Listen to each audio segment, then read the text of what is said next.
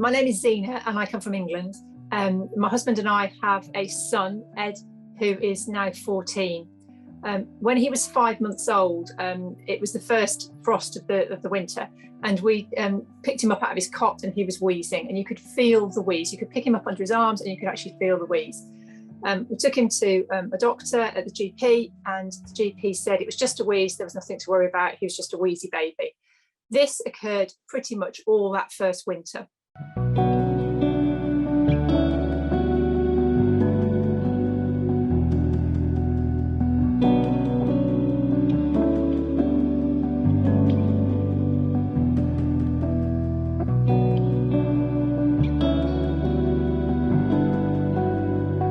It's just incredibly frustrating because you know your child is ill, but everyone's just telling you it's just a virus.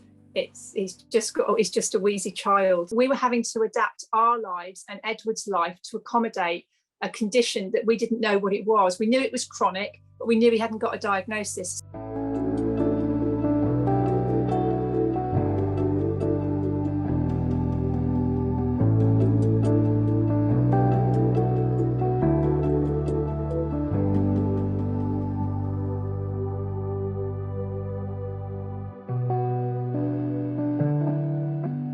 Parents are really important. A parent advisory group on these panels are really, really important because you've got, there's a huge range of medical and healthcare professionals, and they have a perspective. They don't live with the condition day to day. They haven't lived with it year to year. For us, if these were in place 10 years ago, it would have made a massive difference.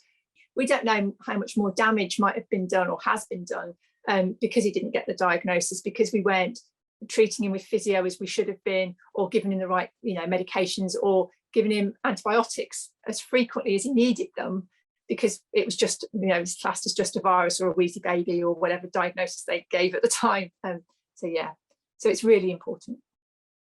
I didn't realise and fully appreciate how much work goes in. Every one of those guidelines, every one of those points has been debated. There is research behind it. It is amazing. And the panel consisted of everyone from professors of respiratory medicine to physios to respiratory nurses to all sorts of clinicians.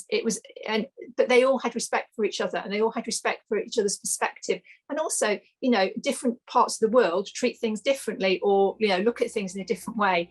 And it was fantastic. The work carried out by the chairs of that panel, Professor Anne Chang and Professor Ami Kantar, was phenomenal. They really kept everyone together.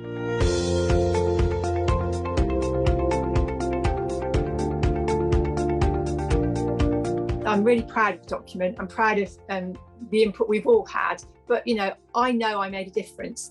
And it's only, it might be just one word, but we were debating treatment, and we were debating and talking about using physio and how important physio is. And after the diagnosis, physio has been the greatest thing that we've had. My son plays a wind instrument, plays the trumpet. That helps enormously, running, whatever. And it's those little pieces of information which perhaps as a medical professional you might not fully appreciate. Or you might say, you don't realise that from a parent's point of view, that's what you can use. You don't have to do straight physio. It can just be incorporated into daily life. So that's what I think is really important. And that's from my point of view, that's what I'm really proud of. I think that the guidelines will help everyone involved in this condition, because they're a pathway, that they're set down. So a parent can take these to the consultant and say, look, I found this on the internet, this is what I need.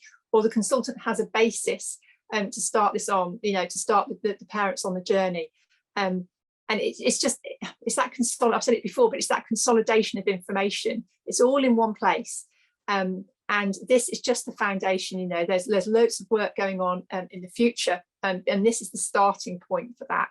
And that's what's really important, that this isn't just the end. This isn't just, this is it. It's carrying on, and that's really, really important.